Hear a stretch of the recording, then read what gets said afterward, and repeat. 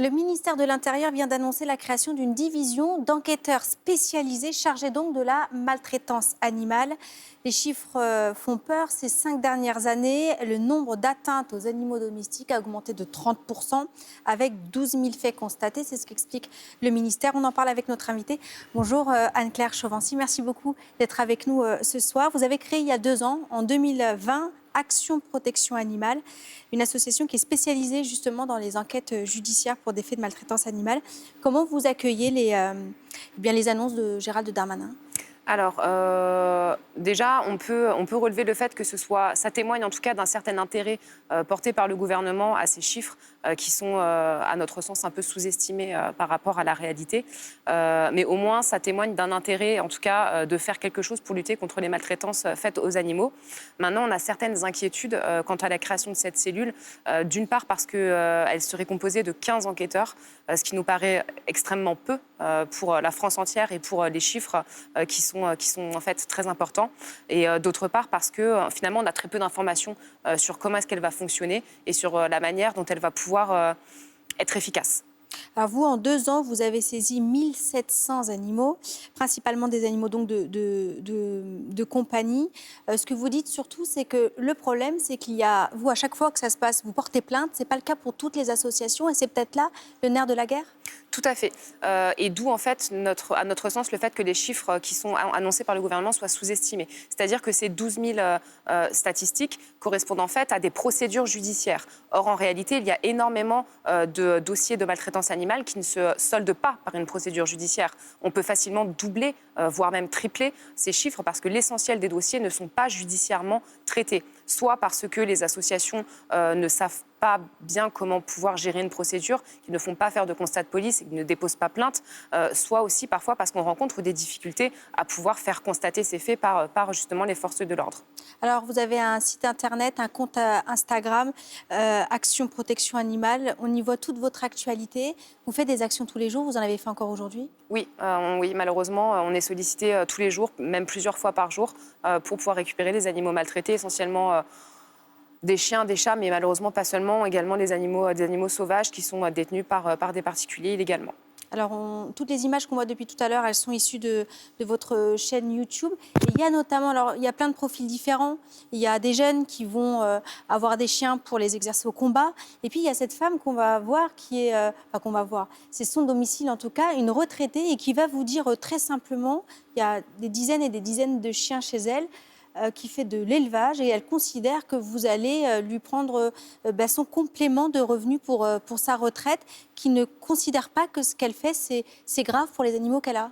Tout à fait. On a énormément ça. En fait, le problème, c'est surtout la commercialisation, la marchandisation des êtres vivants. À partir du moment où il va y avoir une valeur marchande sur un être vivant, il va y avoir une rentabilité.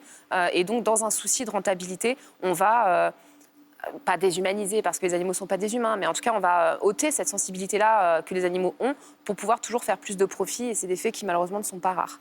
On va voir l'image d'un chien de compagnie qui pourrait être le vôtre, le nôtre.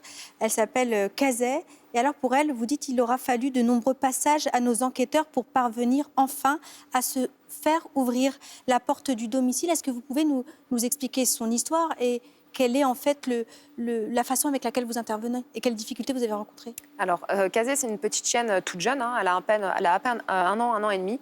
C'est une chienne qui avait été achetée cher en plus par ses propriétaires et qui, à ses 2-3 mois, forcément un chien n'est pas propre quand il est chiot, et donc ils étaient agacés qu'elle fasse pipi à l'intérieur, donc ils ont décidé de la faire vivre en fait dans un petit espace de 80 cm² en fait sur le balcon dehors, dont elle ne sortait jamais. Donc en fait, depuis ces 3 mois, c'est un chien qui vit dans 1 m² jour et nuit, été comme hiver, seul à l'extérieur. Donc on a des riverains, des voisins qui nous ont signalé sa présence. Les difficultés auxquelles on a été rencontrés, c'est d'une part que les personnes n'ouvraient pas la porte, tout simplement, quand on frappait chez eux. Donc parfois, ils n'étaient pas au domicile, parfois, ils ne souhaitaient pas ouvrir la porte. Et lorsqu'on arrivait à se faire ouvrir, la deuxième difficulté auquel on a fait face, c'est que les forces de l'ordre ne se sont pas déplacées, en fait, Parce que c'est nécessaire. à plusieurs reprises. Il faut que la police soit là quand vous... Pour saisir un animal, il faut toujours que la police soit là parce qu'une association n'est pas assermentée, n'a pas le pouvoir de le faire sans constatation judiciaire. Y a-t-il un profil des propriétaires maltraitants ? Par exemple, on pense à son pouvoir économique. Est-ce que la précarité engendre plus de violence envers les animaux? Est-ce que ça touche tous les milieux? Est-ce qu'on a des idées reçues? Alors en réalité, je dirais il y a plusieurs profils en fonction des faits de maltraitance.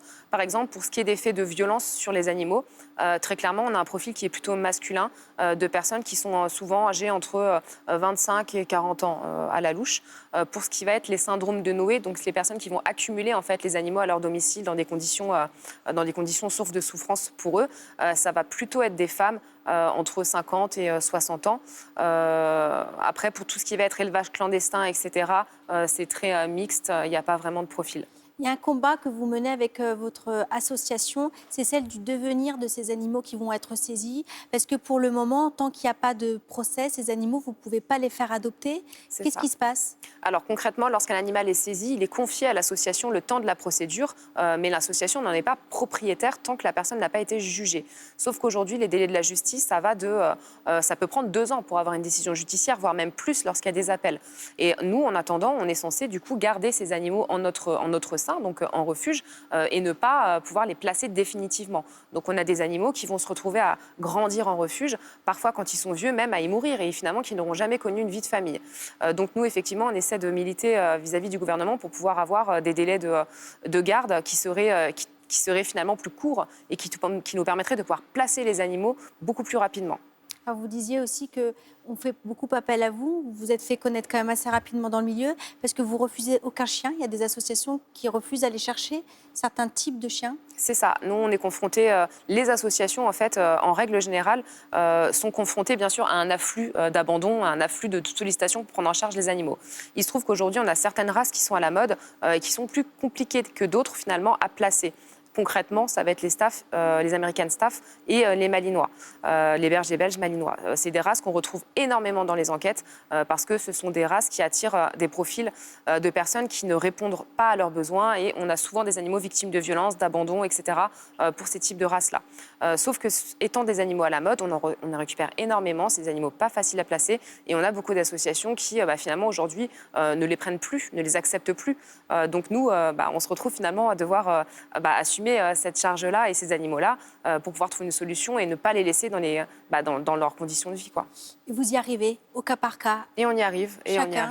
Avec l'aide des autres associations? Avec l'aide des autres associations, on arrive à les récupérer, on arrive à les replacer. Une fois qu'ils ont été maltraités, et puis on va arriver à la fin de notre entretien, c'est potentiellement des chiens plus dangereux que les autres?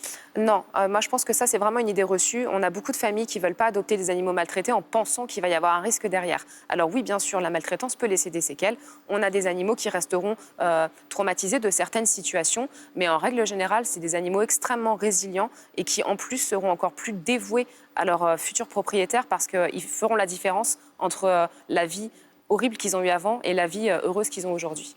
Merci beaucoup Anne-Claire Chauvency d'avoir été avec nous. Je veux quand même dire une chose, vous fonctionnez grâce aux dons et uniquement grâce aux dons. Ça s'appelle Action Protection Animale. Je vous remercie d'être venu, mais surtout je vous remercie pour ce que vous faites. Merci. Les sites sont très très bien faits. Je vous invite à y aller. C'est sur YouTube, c'est sur Internet, c'est sur Instagram. Merci beaucoup d'avoir été avec nous. Merci.